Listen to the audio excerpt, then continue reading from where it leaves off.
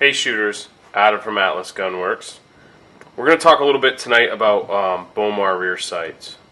So the Bomar company doesn't exist anymore, but the patent I'm sure is up, and everybody essentially copies this adjustable rear Bomar sight. Kensight makes them, STI makes them. Those are probably the two bigger ones. And for the most part, they're all pretty much the same. STI has a new design where the screw here on the top doesn't actually go in, it isn't threaded into the slide. So a lot of the new STI guns have that, but the standard style, this screw will thread right into the, you drill and tap the slide and it threads in there. And there's a weakness in these. They're spring loaded, and see if you can see here on the side, they move a little bit. Well, over time, a couple things happen as they move. One, this pin, let's see if I can hold this just right. There's there you go, right there. There's a little pin right here. So that's just a smooth wall pin that's driven in there. So as this moves, that has a chance to move. That's not ideal. And then as the pressure on this potentially fluxing as the gun recoils can cause some problems with the rear screw.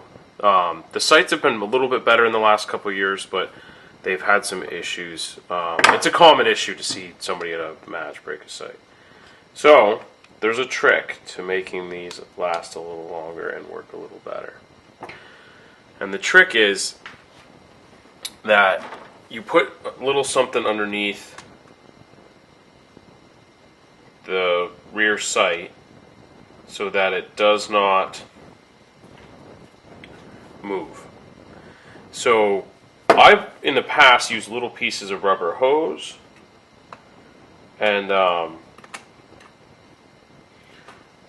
Manny Bragg recently was up here teaching a little bit, and he was showing me or telling me that they just use erasers. So I bought myself an eraser. So I've taken that screw out. We're going to try to hold this so that you get a pretty good. So I'm going to, this flips up on that, on this pin here. And inside, there's this, now it used to be a single, is now a double screw, or double spring I should say. And then you'll see there's a set screw here, and then this screw goes through this hole and into the slide. So just take an eraser or a small rubber hose or something, and I just try to find, in fact there's nothing goes on right there where that screw is. You just try to find the right amount for your height. And the reason there's a double spring now, and some of them use two springs instead of a double spring system. The double spring system, I think, does work a little bit better.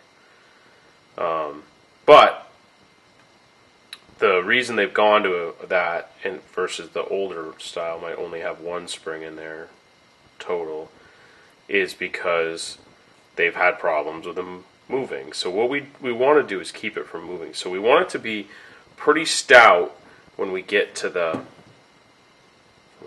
spot. So I think I'm a little shy on how thick my piece is.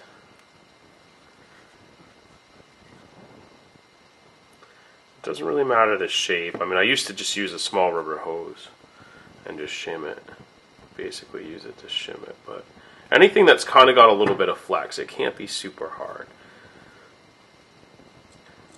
So if you're going to do this before you go to the range, put extra, have a couple pieces in shape, maybe even, set up like I was doing with shavings. And that way you can take them out when you re-zero. Now these sights are relatively consistent. So if you count how many clicks you came up, you can probably reset your sight to 0 right back to where you were. This gun's brand new and hasn't been zeroed yet.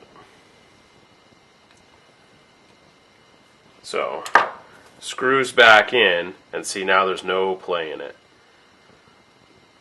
that sight will stay that way a lot longer with that setup than it will. So no play. And again, you might have to adjust how much you shave off of there to get them to not play. But ideally, this rear sight, once you get it set, you really don't want it to move up and down. So there's a trick to help you guys getting the rear sight, the Bomar sights, to last a little longer. Hope that was helpful. Hope to see you on the range soon.